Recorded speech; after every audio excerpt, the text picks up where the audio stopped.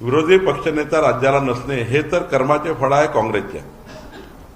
जर लोकसभेत खोटं बोलून मतं घेतले नसते, लोकसभेत मोदीजीबद्दल खोटारडेपणा केला नसता, आमच्या लाडक्या बहिणींना काँग्रेसने खोटं बोलून मतं घेतले, 8,500 रुपये खटाखट देऊ म्हणजे खोटारडेपणा. मोदीजी संविधानच बदलणार आहे, खोटारडेपणा. आदिवासीचं आरक्षणच काढून टाकणार आहे, खोटारडेपणा.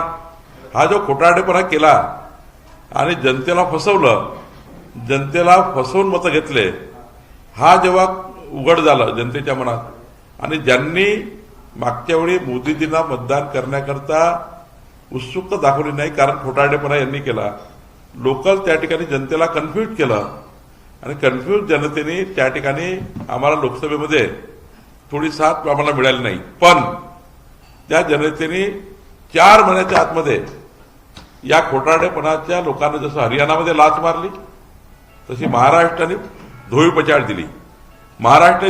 दिली. तात्पर्य आहे की खोटारडेपणा एकचदा करता येतं, दोनदा नाही करता येत. एकाच वेळा तुम्ही खोटं बोलू शकता. आणि जनतेला कळलं की शेतकरी शेतमजुराच्या नावाने खोटं बोलतात, महिलांच्या नावाने खोटं बोलतात, बहिणीच्या नावाने खोटं बोलतात.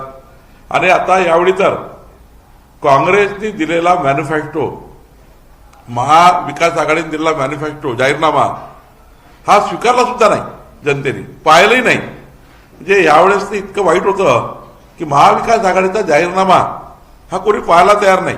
त्यांच्या जाहीरनाम्यावर लक्ष द्यायला म्हणजे विश्वास ठेवायला कोणी तयार नाही. त्यांची परिस्थिती अशी होती की राहुल गांधी आले जेव्हा नागपूरमध्ये, तेव्हा सूरज भट सारख्या सभागृहात बंददार चर्चा केली, मीडियाला तुमचाही अपमान केला, मीडियाला येऊ दिलं नाही. म्हणजे अशी परिस्थिती ज्या पक्षाची असेल किंवा ज्या महाविकास आघाडीची असेल त्यांना जनता काय असा धडा शिकवणार आहे. त्यांच्या कर्माचे फळ त्यांना मिळालंय, इतकं वाईट आहे.